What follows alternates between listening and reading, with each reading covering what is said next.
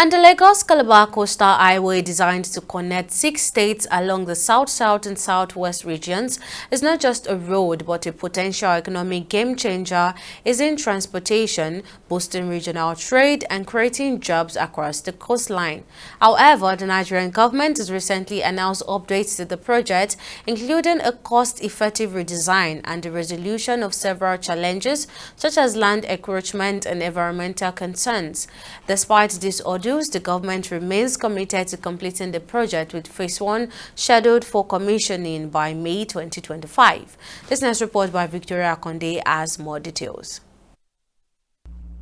The federal government's Lagos Calabar Coastal Highway project has undergone significant updates, with officials confirming a redesign aimed at cost effectiveness and sustainability. Initially envisioned as an expansive coastal highway, the project has now been scaled down to a 6-lane road to align with budgetary constraints. Any realignment that you see on this road is for public interest. Everywhere in the world, there is no design that is static.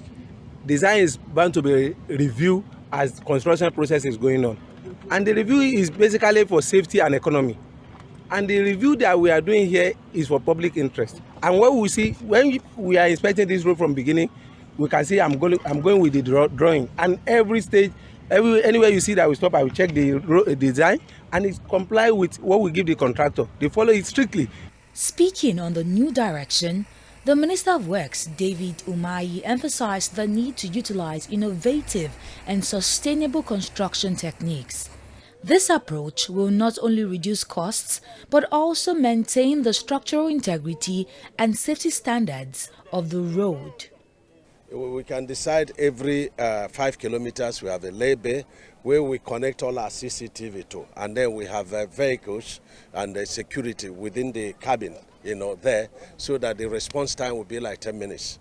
I'm sure that you've witnessed what we did at Tomeland Bridge. That's what we tend to replicate in all our, highways. And so the entire stretch of 750 kilometers to Calabar will be under CCTV, powered by solar.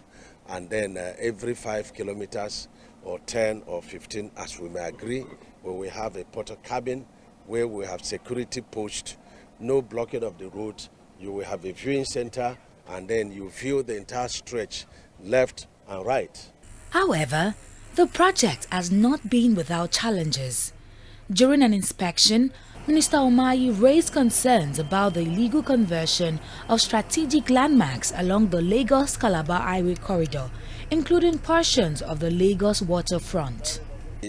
Talk about mundane things without considering the interest of the entire populace, the interest of collective property and lives of our people. Why is it so much noise about, is it the owner of, Ocean, beachfront? It's not the owner. It's not the owner. It belongs to the federal government, and I challenge him to produce a paper that the federal government gave him that. And what he did, like I said, was to, lease out those, the ocean front illegally to people, illegally.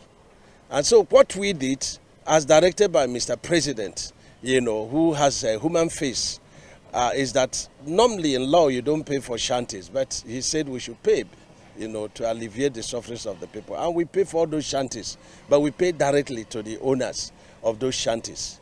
As part of the phased implementation strategy, the federal government has announced plans to commission the first section of the project connecting Lagos to Benin City by May 2025.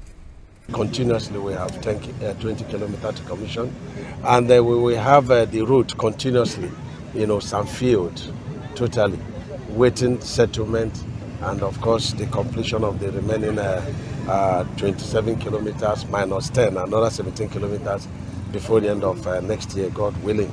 And of course we also by May 29th, 2025 should have been able to complete 10 kilometers of section 2.